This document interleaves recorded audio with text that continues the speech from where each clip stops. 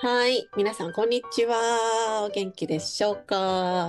はーい。今日はスペシャルゲストで、水木さんにお越しいただきました。皆さん、こんにちは。最近めっちゃよく話してますけどね。そうですね。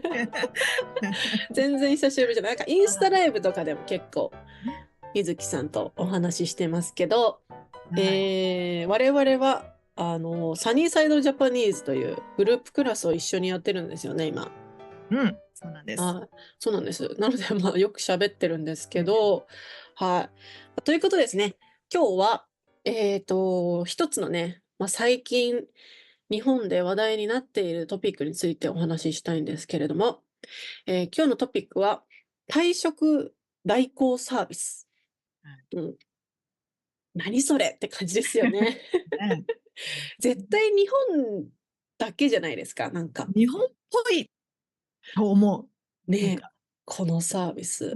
こんな、ここにお金をかける人がいるっていうのも、なんか日本っぽいなって気がする。そうですね。他の国にはないんじゃないかなとは思いますけど、はい。まあ、簡単にね、どんなサービスでどういう現状なのかちょっと紹介するんですけど、退職代行サービスとは、文字通り、退職を代わりにやってくれるサービスです。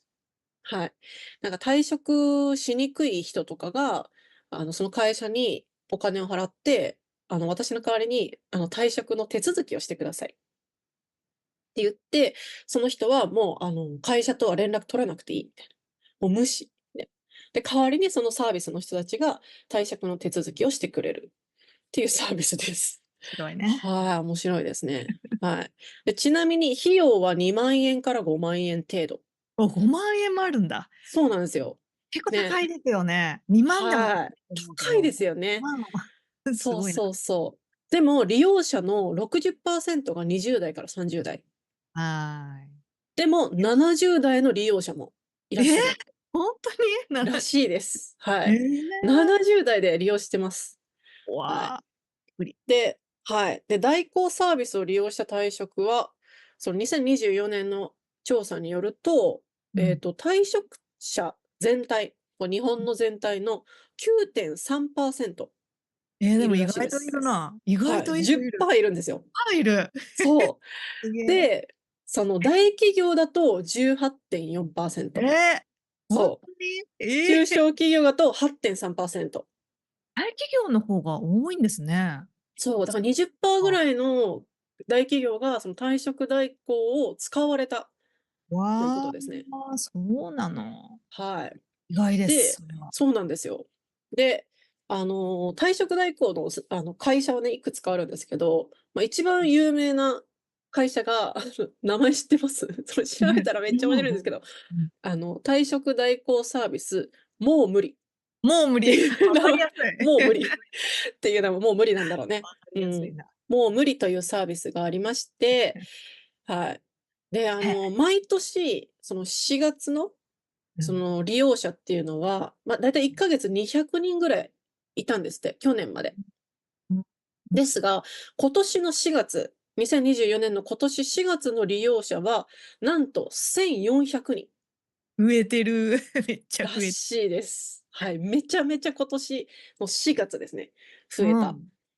らしいですね。いや、はい、こん今ほんとな感じじゃあ流行っです。てるというか、もう伸びてるあれなんだね、ビジネスなんですね。サービスってことですねえ、ね。すごいな。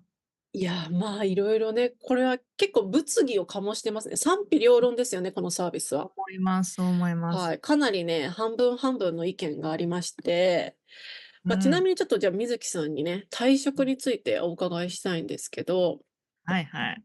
水木さんが退職した時は、なんか、すんなり辞めることができました？どんな感じでしたか？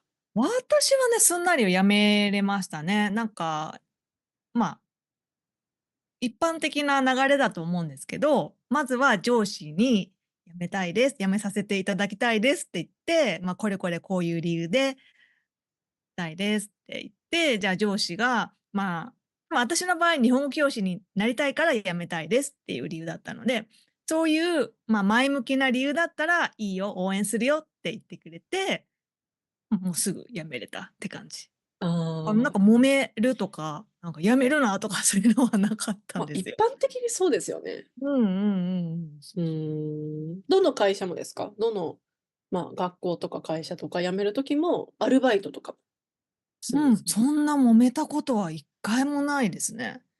まあ、なんか、私の夫、会社一回辞めてるんですけど、時もね、揉めるはなかっでもちょっとなんか今は辞めてみたいな、ちょっとあったけど、なんか時期をずらすとかはあったかもしれない。ちょっと忘れちゃった。であも、あ、そんななんか喧嘩して辞めるとかはそこまでいかなかったですね。うーん、やっぱ最後は、一応円満な別れみたいな感じで、ちゃんとお菓子なるほどね。配ってみんなに、今までああ、お世話になおりました世話になりまみたいなね。したみたいうん、そういう感じでしたね。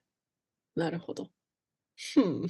どうですか？私はね、実は、ま、アルバイトとか、ま、普通の会社とかは、ま、すんなりというか、もう日本語教師になるので辞めますみたいな。うん、ちょっとなんかやっぱ、なんていうの、ほんとに辞めるのみたいな。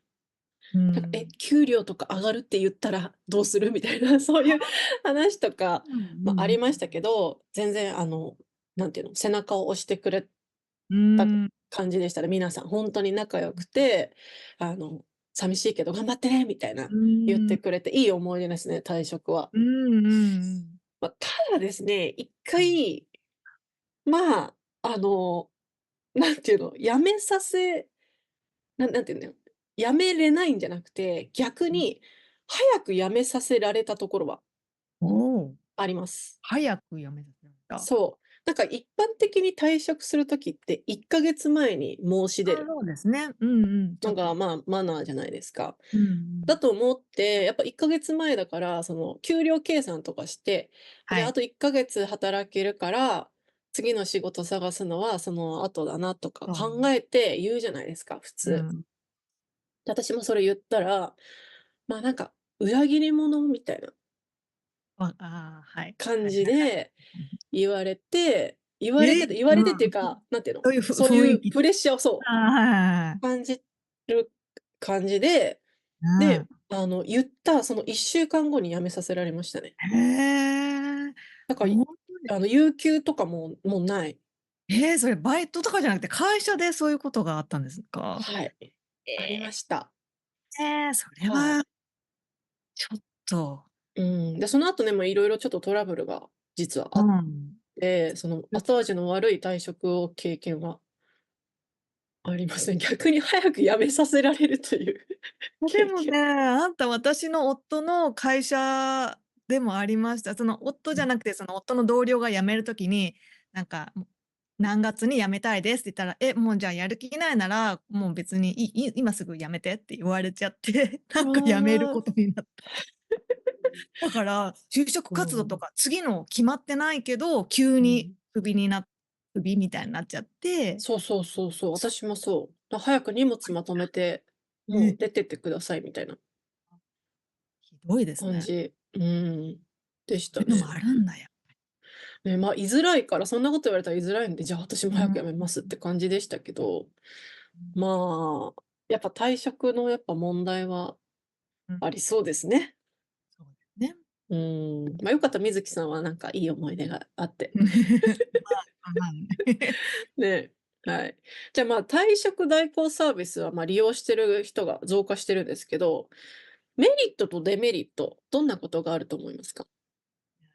退職って結構めんどくさいんですよね。その挨拶とか、その辞めたいですってちょっと交渉みたいなのが発生する。それもめそうですね。んどくさいし、うん。その後一応みんなにお世話になった人みんなに挨拶するとか、お客さんにも挨拶してなんか配るとか、メール打つとか、そういうのもめんどくさかったり、めんどくさい。うん。ね、あとなんか書類関係ですよね。なうん。んか辞めた後もいろいろ書類書いて、どうのこうのとか、ユニフォーうん。ム返しに行かないといけないとか、なんか結構めんどくさい手続きが多いので、それを誰か代わりにやってくれるっていうのはすごく楽だな、メリットだなって。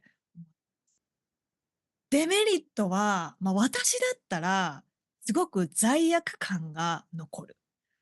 う挨拶ーん。せずに辞めてしまったみたいな、なんか確人とかに。してこれはいいのだろうかみたいな。う逃ーん。げるように辞めちゃったみたいな。そうね、逃げるように辞めるっていうのは、よく意見でありますね。退うん。職代行を使って、結局なんかその使ってしまったという記憶はずっと残るんですよね。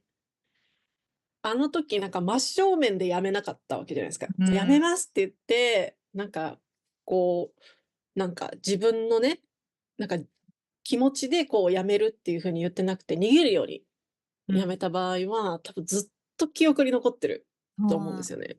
あ、うやっぱりん。罪悪感とか、なんかモヤモヤした気持ちが残る気がする。すっきりしないですよね、やっぱ。すっきりしないと思う。でも、うん。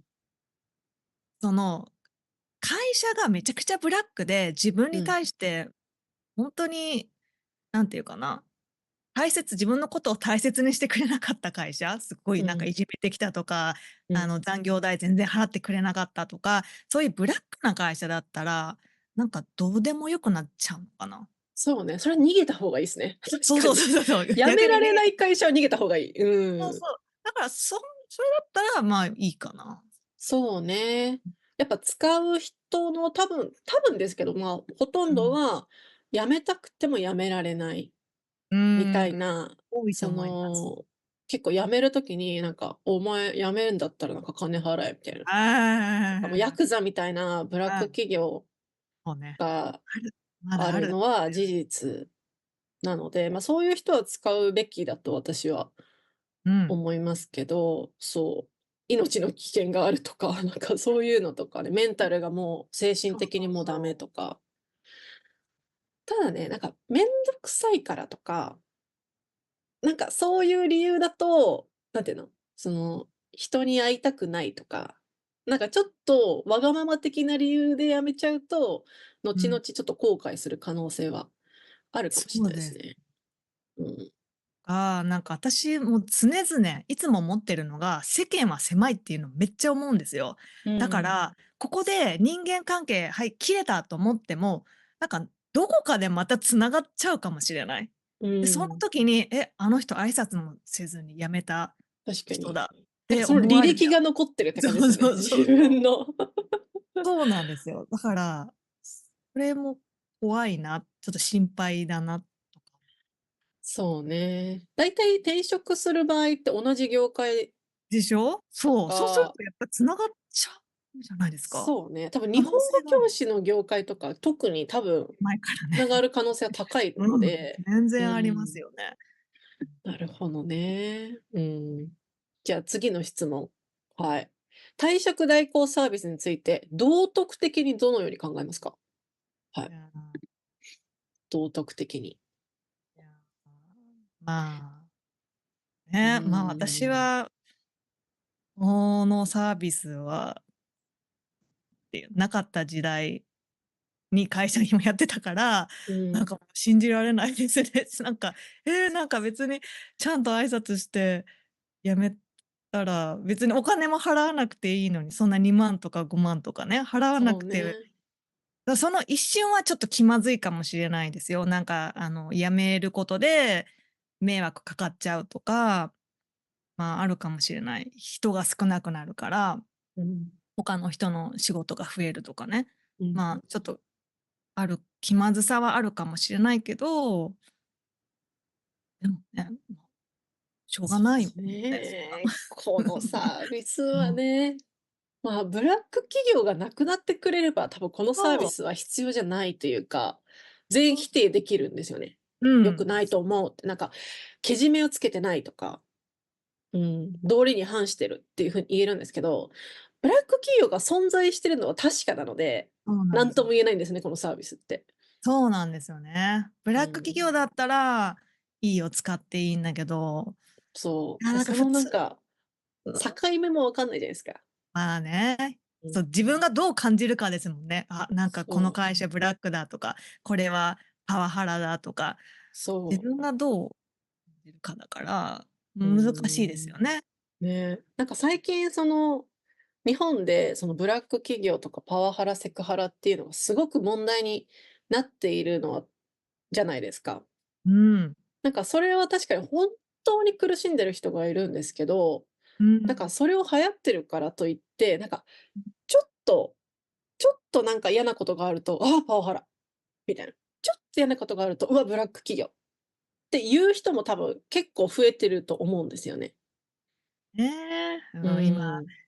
厳しいからな、いろんなそういうハラスメント関係は。そう、ハラスメント、ちょっとなんか、髪切ったの可愛いねとか、男の人に言われただけで、あ、はい、ハラスメントみたいな。なんか冗談で言うのはね、いいと思うんですけど、そう、そうそうそう。本気で、なんか、うん、難ね、しい。コミュニケーションうんうんうん。とハラスメントの境目がもう分かんなく最近なってきちゃってて、それ確かに。で辞めるみたいな、退職代行めんどくさいみたいな、喋るのでめんどくさい、嫌だ、関わりたくないの理由で、自由ですけどね、利用するのは。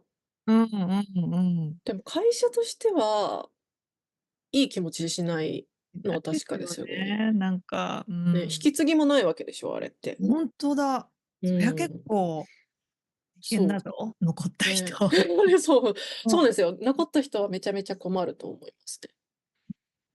うん、いや、でも、そう。なんか、いや、夫のね、会社でね、使って辞めた人がいるんですよ。いるんだ。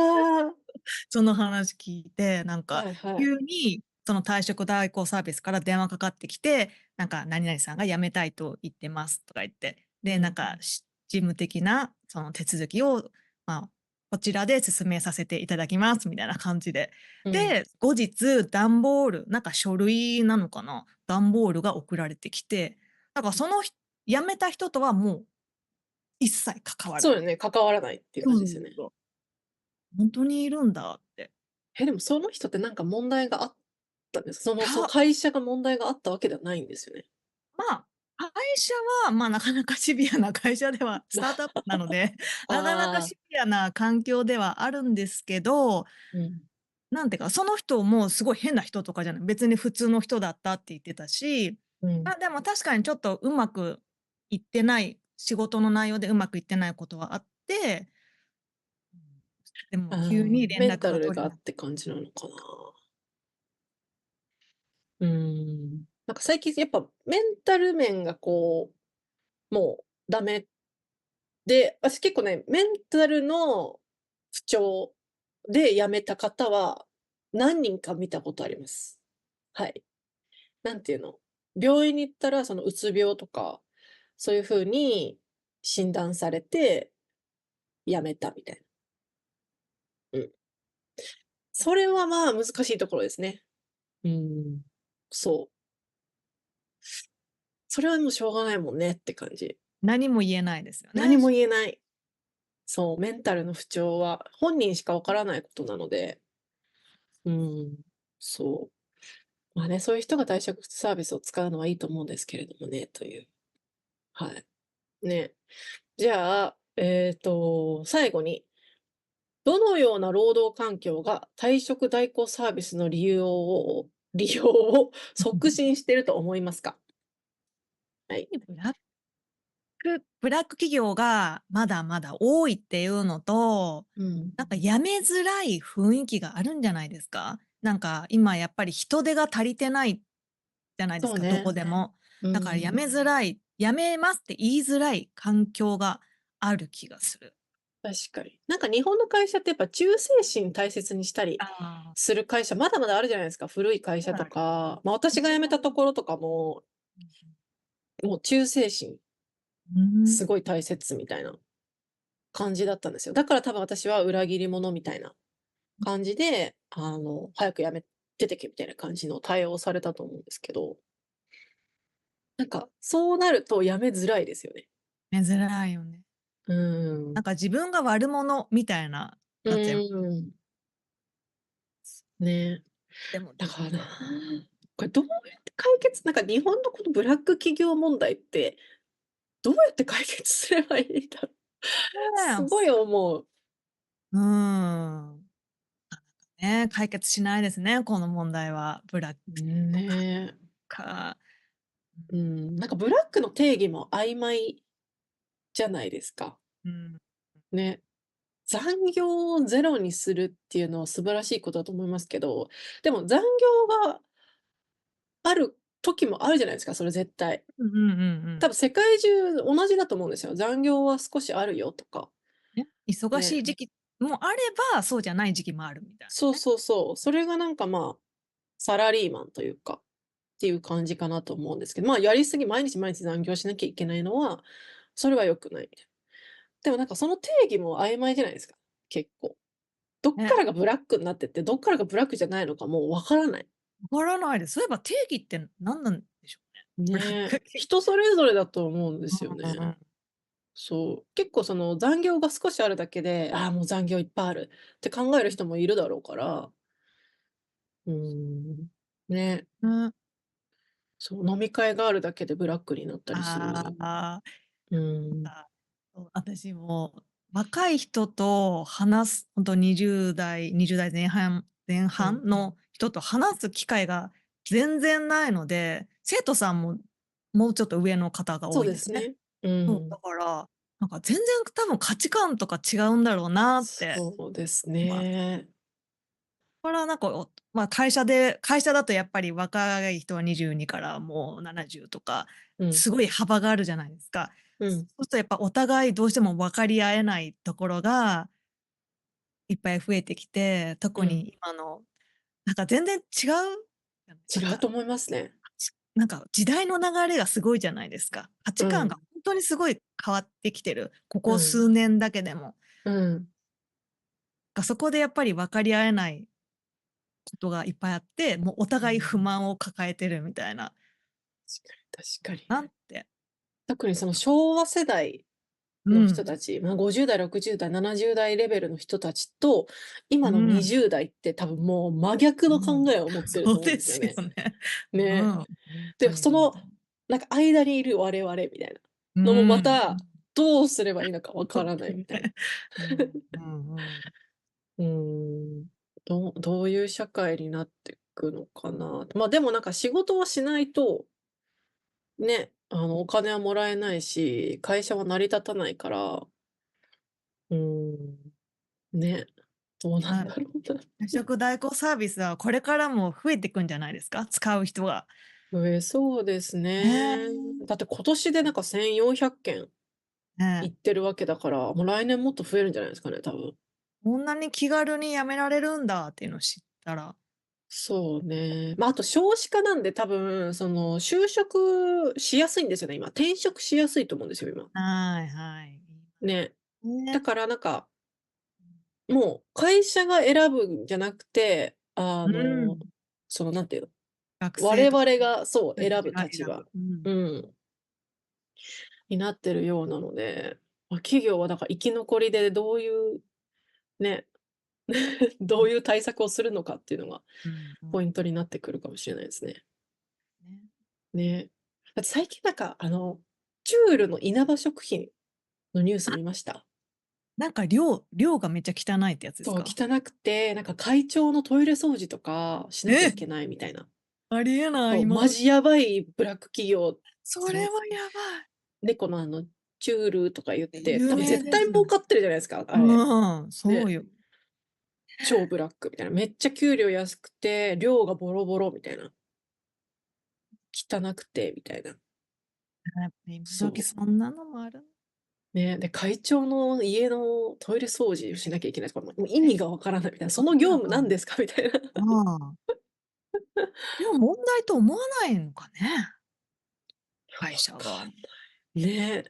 もう、そう、だからそういう、なんか、名前が知れてる大きい会社でうん。も、そういう事実があるって怖いですよね。ねえ、怖いですね。うだからん。別に小さい会社がブラックっていうわけでもではないんない。だって大企業の方がその退うん職代うん。行を使われてるってことなんで、そういう会社はほんとアップデートしてかないと生きまずいぞ、残れない。今 SNS のそうだ、今のね、若い子選ばないよ、時そ代で。そうそううん。そうそう。ね。どう思いますかね、皆さん。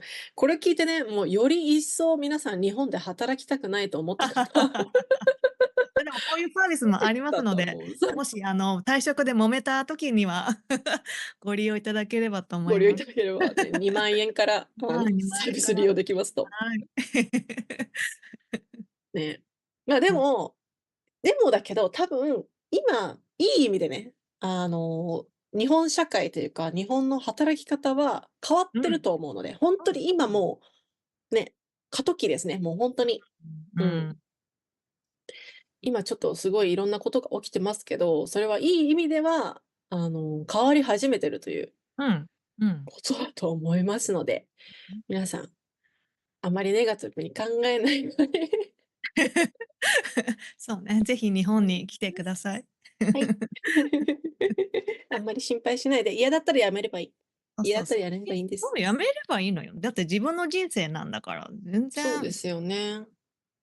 うーやめていい。ん、ね。はい。ま、そんな感じで。はい、今日もありがとうございました、みずきさん。はい、ありがとうございました。はい。みずきさんのチャンネルでも、私とみずきさんお話しさせていただいてます。はい。